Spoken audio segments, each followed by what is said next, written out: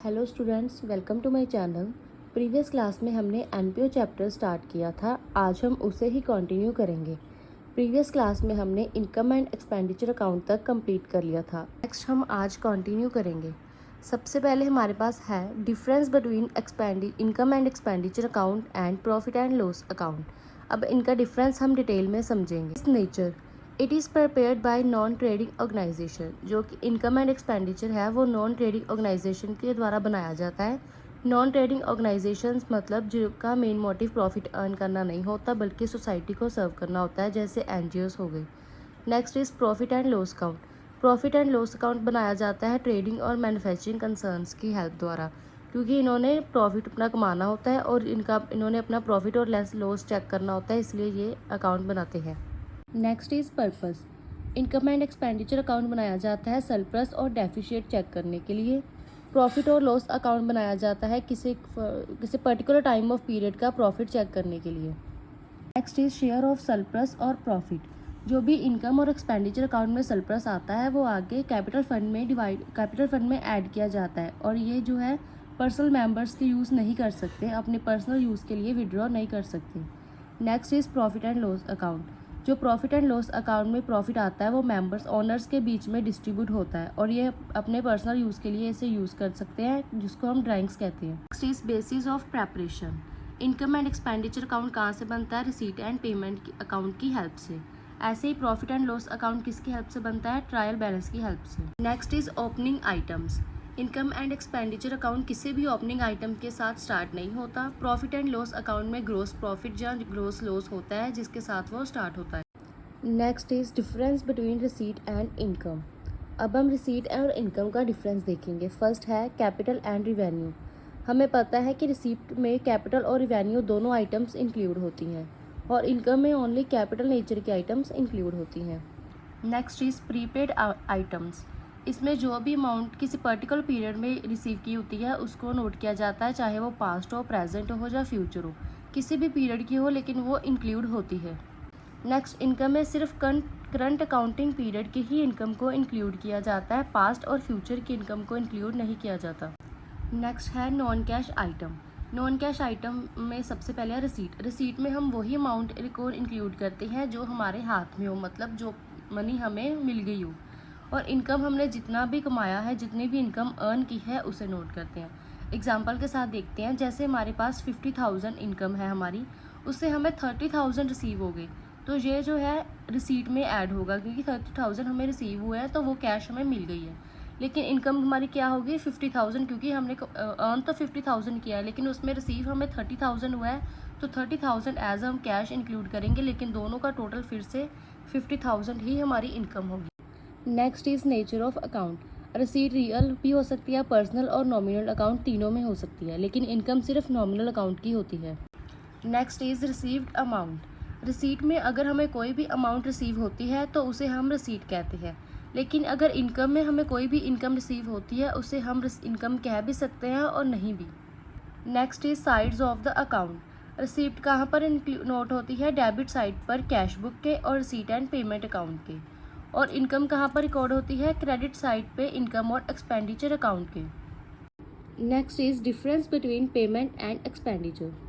सबसे पहले है capital and revenue. Payment capital payment भी हो सकती है और रिवेन्यू पेमेंट भी हो सकती है।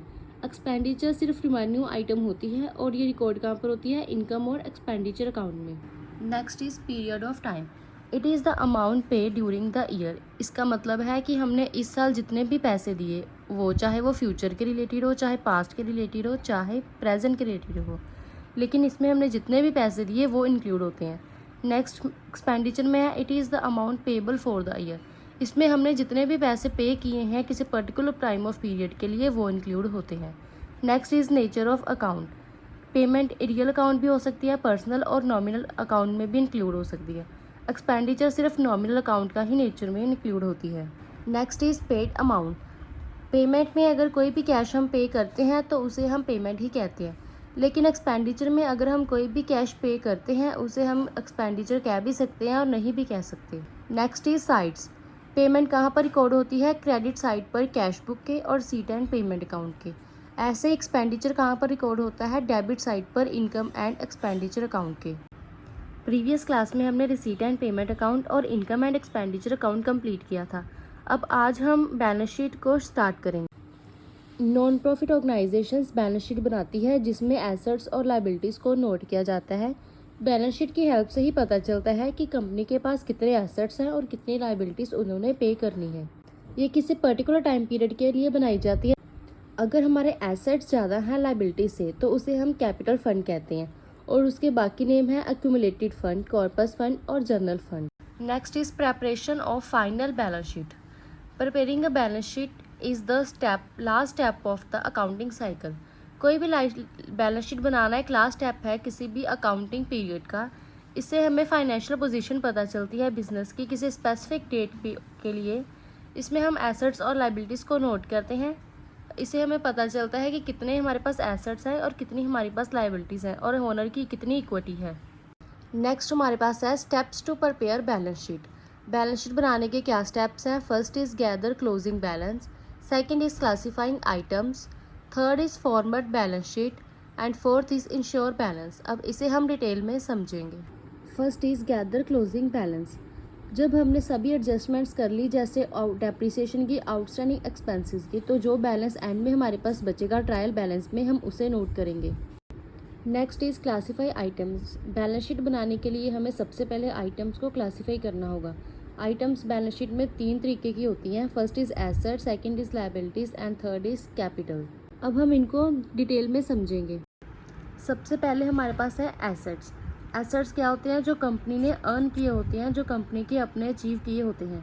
एसेट्स 2 टाइप के होते हैं, current asset, non current asset. सबसे पहले हम करंट एसेट देखेंगे। Current asset short time period के लिए होते हैं जैसे cash in hand, cash at bank, debtors, inventory और प्रीपेड एक्सपेंसेस। ये सब शॉर्ट पीरियड के लिए होते हैं।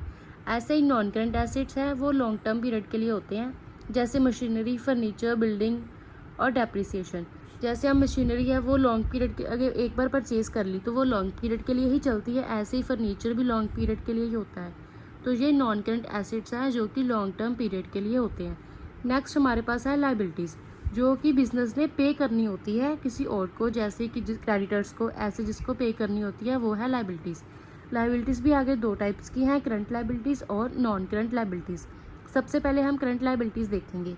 वो है creditors, outstanding expenses, short term loans. ये है करंट लायबिलिटीज़ क्योंकि ये पे करनी होती है, लॉन्ग पीरियड के लिए ये होती हैं। नेक्स्ट हमारे पास है non current liabilities. Non current liabilities में है लॉन्ग टर्म लॉन्स, डिबेंचर्स। ये नॉन करंट लायबिलिटीज़ में आती हैं। नॉन करंट लायबिलिटीज़ में आगे भी बहुत सारी चीज़ें हैं, अब जब हम क्वेश्चन करेंगे तो उसमें हम उसे डिटेल में देखेंगे। Next is capital. कैपिटल क्या होती है? ओनर्स की इक्विटी, जो ओनर्स ने खुद अपने बेस पर कंपनी में लगाई होती है। ये कौन सी होती है? Opening capital. उसमें हम ऐड करते हैं नेट प्रॉफिट और अगर कोई ड्राइंग्स होती हैं तो उसे लेस करती हैं। ये चीज़ें आपको आगे डिटेल में क्वेश्चन में पता चल जाएंगी। Next is format. आगे का स्टेप क्या है? हमें फॉर्मेट के अकॉर्डिंग बैलेंस शीट बनानी होती है जिसमें एसेट्स और लायबिलिटीज़ को हमें फॉर्मेट वाइज नोट करना होता है। नेक्स्ट क्या है? Ensure balance. इसमें हमें क्या होता है कि जो हमारे एसेट्स और लायबिलिटीज़ का जो टोटल होता है वो इक्वल आना चाहिए। अगर हमारा एसेट्स और लायबिलिटीज़ का टोटल इक्वल नहीं आता तो हमारे क्वेश्चन में कोई प्रॉब्लम है, हमने कोई एंट्रीज जो है वो गलत ऐड की होती है। इसका मतलब क्या है? सिर्फ एसेट्स और लायबिलिटीज़ का टोटल हमारा सेम आना चाहिए। एसेट्स तो आपको पता है क्या होता है और लायबिलिटीज़ हमारे कैसे बनते हैं? लायबिलिटीज़ प्लस कैपिटल, इन दोनों का टोटल और एसेट्स का टोटल सेम आना चाहिए। नेक्स्ट हम देखेंगे specimen of balance sheet. Balance sheet में हम डेबिट और क्रेडिट नहीं लिखते। डेबिट की जगह पर हम लायबिलिटीज़ लिखते हैं और क्रेडिट की जगह पर हम एसेट्स लिखते हैं। अब सबसे पहले हम लायबिलिटीज़ देखेंगे। फर्स्ट हमारे पास है कैपिटल फंड। उसमें अगर कोई सरप्लस होगा तो वो ऐड होगा और अगर कोई डेफिसिट होगा तो वो लेस होगा। नेक्स्ट हमारे पास है tournament fund. Next is prize fund, next building fund, match fund, scholarship fund, कोई भी लोन है वो ऐड होंगे, election fund, special subscription, life membership fees, entrance fees, legacies, outstanding expenses, donation for books. Last पे हम इसका big total करेंगे। Next हम एसेट साइड देखेंगे। यहाँ पर है land and building, ground, sport equipments, mowing machine, furniture, fixture, billiard table, library book, motor vehicle, lunch, लाइब्रेटरी, investment, bicycle, curtains, investment, shares, debentures, prepaid expenses, accrued income, cash at bank, cash and.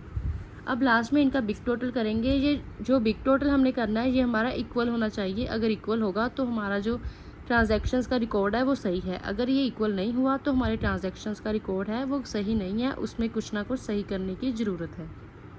Next हमारे पास है treatment of some important items. यहाँ पर हम कुछ important items के meaning देखेंगे जो आगे हमें क्वेश्चन में बहुत हेल्प करेंगे। So let's start. First is subscription. Subscription का मतलब है जब हम किसी मेंबर, कोई सोसाइटी का मेंबर हो गया या कोई क्लब के मेंबर हो गए, तो अगर उनसे हम कोई सब्सक्रिप्शन फ़ीस लेते हैं तो उसे सब्सक्रिप्शन कहते हैं। ये मंथली भी हो सकती है, ईयरली भी हो सकती है और क्वार्टरली भी हो सकती है। इसका मतलब है जब कोई मेंबर क्लब या सोसाइटी ज्वाइन करता है तो उसको हर साल या मंथली एक फ़िक्स पेमेंट को पे करना पड़ता है, जिस पेमेंट को हम सब्सक्रिप्शन कहते हैं। ये सबसे बड़ा सोर्स ऑफ रिवेन्यू है इंस्टीट्यूशंस के लिए, जो एनजीओस वगैरह हो गए उनके लिए। सब्सक्रिप्शंस में क्या क्या इंक्लूड होता है? Add subscription outstanding at the end of the current year, subscription outstanding at the beginning of the current year, subscription received in advance at the end of current year और subscription received in advance at the beginning of current year. अब जो ये statements हैं इनको हम आगे question में use करेंगे तो आपको इसका मीनिंग डिटेल में समझ चल जाएगा कि इसकी क्या ट्रीटमेंट होती है। Next is life membership fees. जो ज़्यादातर ऑर्गेनाइजेशंस हैं वो लाइफ मेंबरशिप फ़ीस अपने क्लब और सोसाइटी के लिए प्रोवाइड करती हैं। लाइफ मेंबरशिप फ़ीस में एक ही टाइम पर हम सभी पूरी लाइफ की जो फ़ीस है वो एक साथ पे कर देते हैं लाइफ टाइम की। इनकी बार बार पेमेंट करनी नहीं पड़ती, सिर्फ एक बार ही पेमेंट करनी पड़ती है पूरी लाइफ टाइम की। ये ज़्यादातर बहुत लार्ज अमाउंट की होती है। Next is donation. डोनेशन क्या होती है? जो ज़्यादातर नॉन प्रॉफिट ऑर्गेनाइजेशन रिसीव करती हैं किसी मेंबर्स या अदर सोसाइटीज़ के साथ। डोनेशंस दो टाइप की होती है, जनरल डोनेशन और स्पेसिफिक डोनेशन। जनरल डोनेशन वो डोनेशन होती है जो हम किसी भी पर्पज़ के लिए यूज़ कर सकते हैं, मतलब इसका कोई भी फिक्स्ड पर्पज़ नहीं होता कि आपको इसी पर्पज़ के लिए यूज़ करनी है। जैसे हमें डोनेशन कोई मशीनरी बनाने के लिए मिली है, लेकिन अगर हम उसे किसी और जगह पर भी यूज़ करना चाहें तो कर सकते हैं। ये जनरल डोनेशन में आता है। जनरल डोनेशन लायबिलिटी साइड पर आती है बैलेंस शीट के और क्रेडिट होती है इनकम एंड एक्सपेंडिचर अकाउंट में एज अ इनकम। नेक्स्ट हमारे पास है स्पेसिफिक डोनेशन। स्पेसिफिक डोनेशन वो होती है जो हम किसी स्पेसिफिक पर्पज़ के लिए ही यूज़ करते हैं, इसे हम किसी भी जनरल पर्पज़ के लिए यूज़ नहीं कर सकते। एग्जाम्पल, अगर हमें बच्चों की एजुकेशन के लिए ही डोनेशन मिली है तो उसे हम किसी बिल्डिंग की कंस्ट्रक्शन के लिए यूज़ नहीं कर सकते, हमें सिर्फ एजुकेशन के लिए ही उसे यूज़ करना होगा। Next is endowment fund received. Endowment fund एक परमानेंट फंड होता है जो नॉन प्रॉफिट ऑर्गेनाइजेशन क्रिएट करती हैं अपनी ऑर्गेनाइजेशन की रेगुलर सपोर्ट के लिए। ये कैपिटल रिसीट है जो कि लायबिलिटी साइड पर आती है बैलेंस शीट के। इसमें हम प्रिंसिपल अमाउंट को यूज़ नहीं करते, सिर्फ इसमें जो भी इंटरेस्ट और डिविडेंड रिसीव होता है हम उसे ही यूज़ करते हैं। जो ये फिक्स्ड अमाउंट होती है इसे हम एज इट इज़ ही रखते हैं, कोई भी इसका यूज़ नहीं होता प्रिंसिपल अमाउंट का, सिर्फ इंटरेस्ट और डिविडेंड का ही यूज़ होता है। Next is sale of obsolete items and waste paper. जब भी कोई नॉन प्रॉफिट ऑर्गेनाइजेशन अपनी ऑब्सोल्यूट आइटम्स को या किसी भी वेस्ट पेपर को सेल करती है और उसको सेल करने के बाद जो भी इनकम उनको रिसीव होती है उसे हम sale of obsolete item and waste paper कहते हैं। इसकी एग्जांपल जैसे हमने ओल्ड फर्नीचर सेल कर दिया, कोई भी स्पोर्ट इक्विपमेंट्स जैसे बैट बॉल एक्सेट्रा ये चीज़ें सेल कर दी, तो उससे जो भी इनकम होगी वो हमारी सेल ऑफ ऑब्सोल्यूट आइटम में इंक्लूड होगी। ये एक रिवेन्यू नेचर की आइटम है, इसे हम इनकम एंड एक्सपेंडिचर अकाउंट के क्रेडिट साइड पर रिकॉर्ड करते हैं। Next is sale of fixed asset. जब भी कोई नॉन प्रॉफिट ऑर्गेनाइजेशन अपने फिक्स्ड एसेट्स को सेल करती है जैसे फर्नीचर, मशीनरी और अदर इक्विपमेंट्स, उनकी सेल करने के बाद जो भी इनकम उन्हें रिसीव होती है उसे हम सेल ऑफ फिक्स्ड एसेट कहते हैं। इसे हम रिसीट एंड पेमेंट अकाउंट के डेबिट साइड पर नोट करते हैं। Next is interest on fund investment. जब भी कोई ऑर्गेनाइजेशन अपने फंड्स जैसे इंडोनमेंट फंड और स्पेसिफिक फंड इसके पैसे को किसी जगह पर इन्वेस्ट करती है तो उसके साथ हमें जो भी इंटरेस्ट ऑन इन्वेस्टमेंट मिलता है उसे हम कहते हैं इंटरेस्ट ऑन फंड इन्वेस्टमेंट। इसकी एग्जांपल जैसे इंडोनमेंट फंड 1 लाख का है, उसे हमने इन्वेस्ट किया, उस पर हमें 8000 का इंटरेस्ट मिला। जो 8000 का इंटरेस्ट है वही हमारा इंटरेस्ट ऑन फंड इन्वेस्टमेंट है। इसे हम इनकम एंड एक्सपेंडिचर अकाउंट के क्रेडिट साइड पर नोट करते हैं। Next is government grants. Non profit organisation के लिए गवर्नमेंट ग्रांट एक most important source of income है। गवर्नमेंट ग्रांट्स वो अमाउंट होती है जो गवर्नमेंट नॉन प्रॉफिट ऑर्गेनाइजेशन को उनके डेली खर्च करने के लिए देती है। गवर्नमेंट ग्रांट्स दो तरीके की होती हैं, एक जनरल ग्रांट्स और स्पेसिफिक ग्रांट्स। जनरल ग्रांट हम कहीं भी यूज़ कर सकते हैं किसी भी पर्पज़ के लिए, लेकिन जो स्पेशल ग्रांट्स होती हैं वो किसी स्पेसिफिक पर्पस के लिए ही यूज़ होती हैं जिसके लिए गवर्नमेंट उसको देती है। जैसे अगर गवर्नमेंट ने एजुकेशन के लिए ग्रांट दी है तो उसे हम सिर्फ एजुकेशन में ही यूज़ कर सकते हैं, कोई बिल्डिंग बनाने के लिए उसे यूज़ नहीं कर सकते। Next is होनोरेरियम। होनोरेरियम वो अमाउंट होती है जो किसी पर्सन को उसकी रिस्पेक्ट और गुडविल के बेस पर मिलती है, ना कि सैलरी के बेस पर। मींस अगर वो कोई जॉब के बेस पर उसे कोई सैलरी नहीं मिलती, उसे सिर्फ उसकी रिस्पेक्ट और गुडविल के बेस पर ही जो सैलरी मिलती है उसे हम होनोरेरियम कहते हैं। इसकी एग्जांपल जैसे कोई गेस्ट एक्सपर्ट या कोई स्पीकर अपनी स्पीच देता है तो उसको रिस्पेक्ट के तौर पर जो भी पेमेंट दी जाती है उसे हम होनोरेरियम कहते हैं। ये एक रिवेन्यू नेचर की आइटम है, इसे हम इनकम एंड एक्सपेंडिचर अकाउंट के डेबिट साइड पर शो करते हैं। Next is entrance fees. Entrance fees वो फीस होती है जो न्यू मेंबर्स ग्रुप का मेंबर बनने के लिए स्टार्टिंग में देते हैं, मतलब एक बार जिसकी पेमेंट करते हैं ग्रुप में एंटर करने के लिए, उसे हम एंट्रेंस फीस कहते हैं। इसे हम रिसीट एंड पेमेंट अकाउंट के रिसीट साइड पर नोट करते हैं। Next is legacy. लिगेसी वो अमाउंट होती है जो किसी को किसी की विल के थ्रू मिलती है। इसकी एग्जांपल जैसे किसी पर्सन की डेथ हो जाती है तो उसने अपनी विल में लिखा कि मेरे पास 2 लाख हैं और जो ये 2 लाख हैं वो एनजीओ में देना चाहता है, तो ये उसकी विल है और एनजीओ को जो पैसे मिलेंगे वो एज अ लेगेसी उनको मिलेंगे। ये रिसीट एंड पेमेंट अकाउंट के रिसीट साइड पर नोट किया जाता है। नेक्स्ट हमारे पास है fund based accounting. Fund based accounting में हम सेपरेट फंड बनाते हैं जो किसी स्पेसिफिक पर्पस के लिए ही यूज़ किए जाते हैं।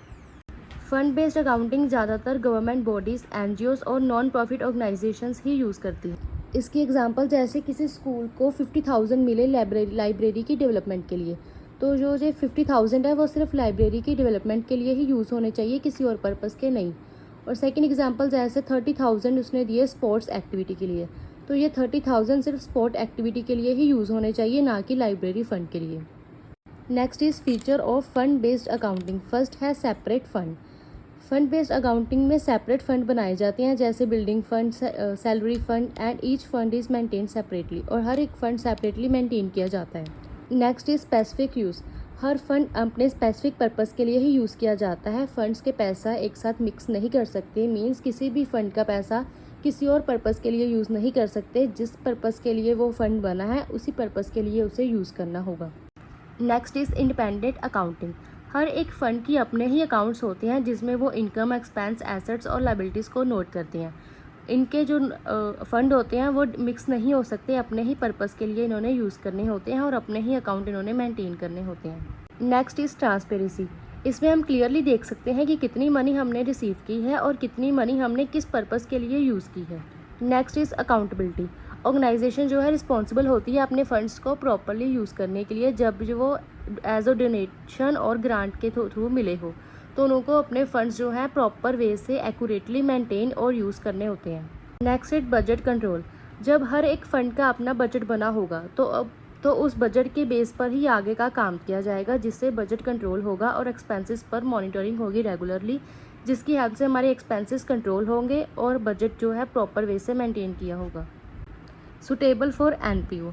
जो फंड बेस्ड अकाउंटिंग है वो ज़्यादातर नॉन प्रॉफिट ऑर्गेनाइजेशन ही यूज़ करती हैं, जैसे एनजीओस हो गए, ट्रस्ट हो गई, स्कूल, कॉलेजेस या कोई भी गवर्नमेंट इंस्टीट्यूशंस है, इनके द्वारा ही जो फंड बेस्ड अकाउंटिंग ज़्यादातर यूज़ की जाती है। Next is reporting of fund. जो हम फाइनेंशियल स्टेटमेंट बनाते हैं उसमें हमने प्रॉपर फाइनेंशियल पोजीशन के बारे में पता चलता है, हर एक फ़ंड की सेपरेटली पता चलती है। Next is reporting of fund. जो हम फाइनेंशियल स्टेटमेंट बनाते हैं उसमें हमने प्रॉपर फाइनेंशियल पोजीशन के बारे में पता चलता है, हर एक फ़ंड की सेपरेटली पता चलती है। नेक्स्ट हमारे पास है types of funds in fund based accounting. Fund based accounting के 3 टाइप हैं। First is restricted entry, second is unrestricted entry and third is endowment entry. अब इसे हम डिटेल में समझेंगे। First is restricted entry. Restricted entry का fund सिर्फ specific purpose के लिए ही यूज़ किया जा सकता है, इसे हम किसी और पर्पस के लिए यूज़ नहीं कर सकते। जिस पर्पस के लिए इसे दिया गया है सिर्फ उसी पर्पस के लिए ही ये यूज़ होगा। Next is unrestricted fund. इस फंड में कोई भी रिस्ट्रिक्शंस नहीं होती, इसे हम किसी भी पर्पस के लिए यूज़ कर सकते हैं। जैसे अगर हमें ग्रांट मिली है एजुकेशन के लिए तो हम इसे सिर्फ एजुकेशन में ही नहीं बल्कि बिल्डिंग बनाने में, कोई कंस्ट्रक्शंस में भी इसे यूज़ कर सकते हैं, इसमें कोई भी ऑब्लिगेशंस नहीं होती। Next is endowment fund. ये एक परमानेंट फ़ंड होता है, इसमें हम प्रिंसिपल अमाउंट को यूज़ नहीं करते, बट उस अमाउंट से हमें जो भी इंटरेस्ट और इनकम रिसीव हुई होती है हम सिर्फ उससे ही यूज़ करते हैं। इसकी एग्जांपल जैसे डोनेशन मिली है स्टूडेंट्स को उनके वेलफेयर के लिए, उस पर जो भी हमें इंटरेस्ट मिला हम सिर्फ उसे ही यूज़ करेंगे, ना कि उस डोनेशन को। अब हमने इसके सभी मेन पॉइंट्स को अच्छी तरह से समझ लिया है। अब कल इसके हम न्यूमेरिकल स्टार्ट करेंगे।